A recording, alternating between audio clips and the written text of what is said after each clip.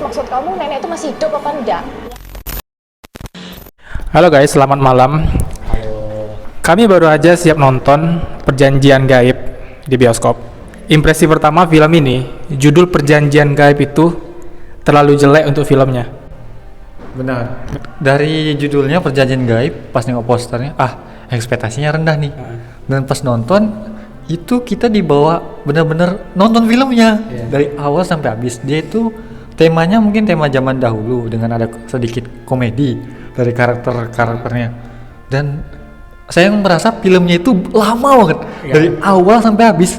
Itu kayak, wah ini udah kayak Avenger Endgame nih. Soalnya durasi filmnya cuma 112 menit, tapi nontonnya berasa 3 jam. Iya. Dan Terus berapa kali ketipu sama klimaks, iya nggak? Nonton kan ini kayaknya klimaks nih. Ternyata itu belum klimaks. cuman ada di beberapa tempat adegannya itu ya kita udah tahu ini ternyata kayak gini. Maksudnya ada plot twist yang udah paham lah, udah bakal ada plot twistnya. Contohnya kayak neneknya yang awal mulanya dia kita kira mati, ternyata dia yang masih hidup. Itu udah ketebak? Udah ketebak. Kalau aku sih ketebaknya karena trailer. Salah ya, saya kan nonton trailernya dari ceritanya tuh. Dan yang kerennya lagi acting dua tokoh utamanya itu. Film ini dari awal mulai pembangunan itu dibikin kayak ini film receh itu kan, film-film komedi horor-horor gitu. Kalau kalian tahu film zaman dulu yang terkait pocong apa, itu Pocong Keramas, Pocong itu kayak film-film horor Indonesia tahun 2000-an. yang tahunnya ada komedi-komedinya. Ternyata makin ke tengah, makin ke ending baru horor, ya kan? Iya. Baru bahasa horornya. Dan saya kira dia itu dicampur bumbu komedi, horornya kayak ketakutan baru dipukul hantunya gitu. Enggak, ternyata cuman awal-awalnya cerita aja. Dan saya Tomar Kotop tuh dua tokoh itu saya nggak terlalu kenal loh. Untuk dia sering main film horor, maksudnya main horor tuh jarang ada kan. Kalau yang cowok kebanyakan film drama atau film komedi. Sama ini dibumbui drama kayak kehidupan. Ini kalau dilihat film ini pun maksudnya semua genre ada loh. Horornya ada, komedi ada, drama ada, FTV ada. Dan dia di sini memiliki makna, maksudnya ada positif, pesan-pesannya. Pesan filmnya jelas banget filmnya. Nggak ada namanya kekuatan ustadz. Nggak ada sama sekali ustadz, hanya mereka sendiri cara menyelesaikan permasalahannya. Dan mungkin yang agak kurang ya, yang endingnya yang pas neneknya bilang semua itu ada timbal balik, harta atau nyawa. Maksudnya jadi neneknya ini sang penguasa gaib kah atau gimana? Oh, maksudnya gini kan dari awal cerita kita dikasih tahu kalau si nenek ini yang pesugihan.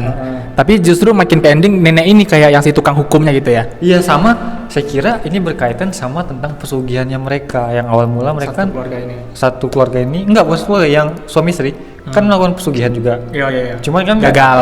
Iya, saya kira mungkin ini sangkut paut sama itu karena pas waktu itu dia bilang harta atau nyawa semua ada timbal baliknya. Karena kan mereka bilang kita mau kaya. Oh, mungkin si istri nemu koran lowong kerja ini jalannya gitu ya. Jalannya yang mungkin saya kira si nenek antara nenek ini sebagai ibaratkan Tuhan gitu lah. Yang agak kayak mengarahkan si suami istri ke jalan yang benar. Jangan bersugihan, semua ada timbal baliknya. Oh, gitu. Maksudnya ini dikasih lihat kalian kayak gini nih kalau misalnya pesugihan. Tapi emang loh sampai akhir pesannya itu dapat. Maksudnya kalau aku ya yang nangkap film ini ya, kalau kalian ngejar harta kayak gitulah jadinya. Iya. Gila, nggak tenang. Serakah yang istrinya itu kayak saya aja, anjir istrinya. Ya? Tapi ya saya tahu kenapa dia ngelakuin itu karena dia lagi hamil. Dia sampai detik akhir pun sampai suaminya dia bilang gila, dia tetap ditahan bersikeras. Maksudnya jelas gitu tujuan dia bersikeras walaupun hambatannya banyak, dia bersikeras karena ada tujuannya gitu. Iya, dia tahu dia udah diteror, bakal si nenek itu bakal ngeganggu dia. Tapi dia tetap bersikeras. Dia bilang lebih takut anakku. Maksudnya lebih kuat sih konsep ceritanya kuat banget. Padahal kita nggak expect sama sekali kan nontonnya kan. Dari judul itu udah nggak expect ini tujuan nonton bakal roasting nih. Ternyata nggak salah. Iya, dibilang jelek juga enggak, dibilang bagus juga enggak, dibilang terlalu bagus juga enggak, maksudnya tapi layak ditonton sih. Maksudnya enak aja dibawa. Maksudnya kita nggak tahu cerita horor apapun pas nonton ini, kayak gini gitu loh. Soalnya kalau menurut aku sih bagusnya ini karena dari awal dibangunnya kayak film receh, jadi orang nggak akan ekspektasi tinggi. Sama salah satunya jump scare nih. Maksudnya dari pembangunan cerita yang banyak lucu-lucuan, komedi, nggak ada expect nih bakal ada jump scare. ternyata sering kena jump scare. Dan jump scare-nya itu natural banget. Iya. Nggak kayak Nggak sengaja gitu. ada yang dia bikin kayak hantunya nongol di jendela, itu dia nggak dibikin jump scare, Pak. Iya, Dia karena cuma musik-musik nggak ada dentuman musuh, kan. dia cuma nunjukin ada hantu di situ. Iya. Tapi jump scare-nya itu lebih kayak natural banget, kayak tiba-tiba ada, itu kan kita tahu, dan halus banget. Iya.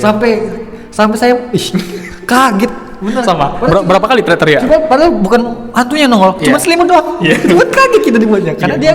kita nggak dibuatnya kayak Iya. gitu enggak, Iya. tapi dia halus banget, kayak dia turun dari tangga kan Iya. ada kaki si nenek kan. Iya. Sep.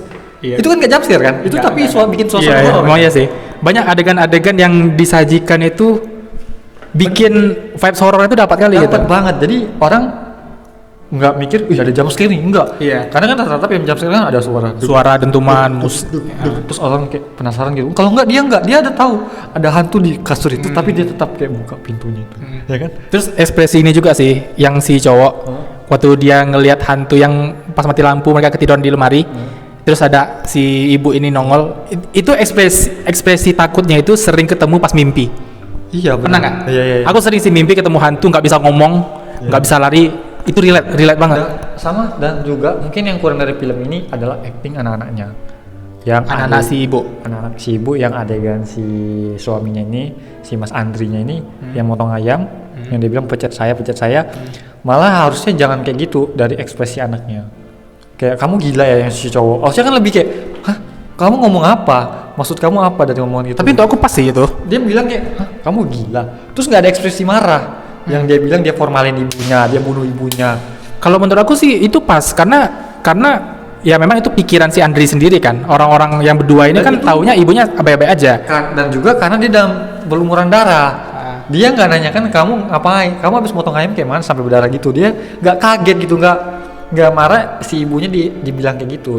Coba lah mah bilang saya telah membunuh ibumu, saya memformalin, dia udah mati, nenek mati, bukan meninggal kalimat. Tapi kalau lihat itu sih di otakku mikirnya dua anak ini udah tahu si ibunya itu pesugihan. Dan- Kan rata-rata anggota-anggota sekte kan kayak gitu, nggak ada ekspresi. Dan sama juga kayak ini beda-beda timeline, waktu yang berbeda.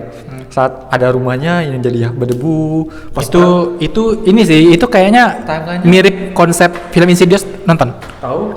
Kan dia kayak ngangkat ditambah lagi yang hantu-hantu yang kayak manekin, hantu-hantu yang cuma diam. Kan Insidious kali. Ya, dan momennya itu kayak pembantunya ya kan pergi kan, keluarganya itu tetap merayakan ulang tahunnya gitu loh.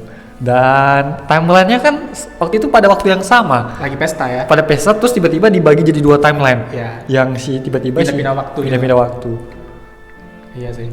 Dan adegan kayak si Andri, si siapa sih nama istrinya? Si Wati teriak-teriak, terus yang dibilang udah ayo sabar, enggak satu langkah lagi. Itu udah kurasa udah beda timeline. Kenapa? Iya. Harusnya satu rumah itu dengar suara teriakan mereka berdua, ya kan? Iya.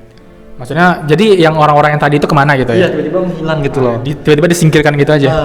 Tapi bagus sih kalau nonton ini sebelum nonton trailer, karena di trailer udah dikasih spoil arah ceritanya kemana. Oh gitu, saya Makanya aku kalau Alif kan nggak nonton spoil, nggak nggak nonton trailer, nggak ada. Jadi lebih berasa. Jadi sarannya sih kalau nonton ini jangan nonton trailer dulu. Tapi aku udah terlanjur ya, gimana lagi? Menarik Pak untuk ditonton. Nggak dibilang bosannya juga ada sih adegan yang kayak beberapa yang bikin ngantuk emang kayak ada. terlalu lama alurnya kan. Cuman untuk ditonton sih Enjoy aja karena terasa banget gitu loh. Kita horornya juga terasa walaupun nggak mencengkam ya. Horornya kayak beda kayak waktu maghrib kan mencengkam horornya kan. Iya. Tapi kan ada adegan nggak masuk akal. Kalau ini nggak mencengkam tapi kita terasa horornya. Terasa. Karena adegannya nggak yang relate aja kan di bawah Iya, kita. relate. Kayak apa yang mungkin terjadi itu, semuanya masuk akal. Semua yang terjadi di film masuk akal. Masuk akal. Terus apa ya?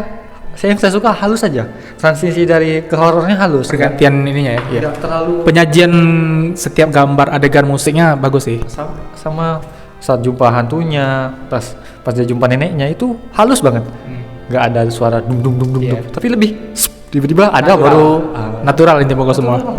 Memang orang kalau ketemu hantu kayak gitulah gitu. Nggak Nggak dilebay-lebayin lah. lebayin. Memang bagus karena pembelajaran hidupnya pun ada di situ. Pesannya Pesannya ada. mantap sih. Walaupun endingnya nggak happy ending. Iya, Dibilang happy ending juga enggak sih. aku benci endingnya. Dibilang happy ending iya, dibilang Dia keluar dari masalahnya. keluar masalahnya Tapi tapi masalah lain. masalah lain. Ya pokoknya intinya itulah kalau tujuan mereka datang itu untuk harta, ya endingnya nggak akan dapat apa-apa, ya kan? Nggak akan dapat apa-apa. Dan adegan ibu neneknya masih hidup, ya masih hidup. Dan ternyata benar apa yang dikatakan warga sama yang terjadi di rumah itu. Iya, di rumah itu. Dan banyak yang berarti total anaknya berapa banyak ya? 100 dong. Kalau kata warga sih 100. Ditambah nomor-nomor yang di belakang foto kan, ada 100 anak. Itu yang nomor yang nggak dijelasin. Maksudnya iya neneknya ngebunuh, cuman nggak dikasih tahu alasan kenapa neneknya melakukan pesugihan.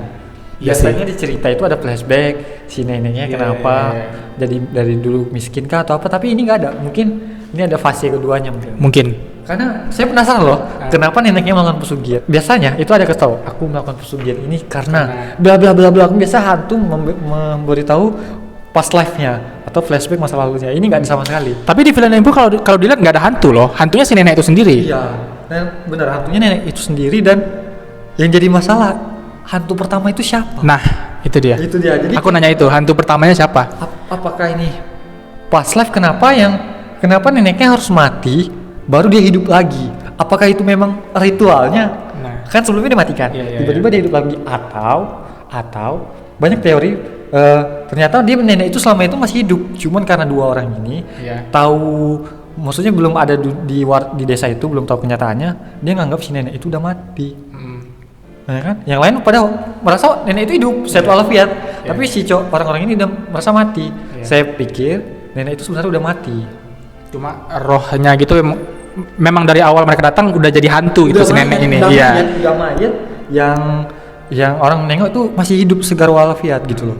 Jadi tubuh nenek asli ini kapan meninggalnya, penyebabnya apa masih belum tahu. Dan pesugihan yang di bawah tangga itu siapa yang buat? Iya. Banyak misteri di film ini. Kalau dikupas lebih detail banyak. Dipikir itu banyak pesugihan di segala tempat. Itu siapa yang bikin? Siapa? Nggak mungkin si Sata. Nggak mungkin. Ya, karena kakak-kakaknya pun udah meninggal sebelum dia gitu. Kalau yang di lemari itu kan nggak mungkin si orang-orang itu, ya kan? Atau si neneknya ya? Nggak, kalau menurutku ini ada orang lain yang belum dimunculkan. Tapi bisa jadi si neneknya. Tapi kenapa neneknya stroke? Neneknya nggak bisa gerak. Kenapa harus ada pembantu? Bener nggak? Kalau nenek itu nggak bisa mati dan ujung-ujungnya pembantunya disuruh keluar. Dan juga baca anjing.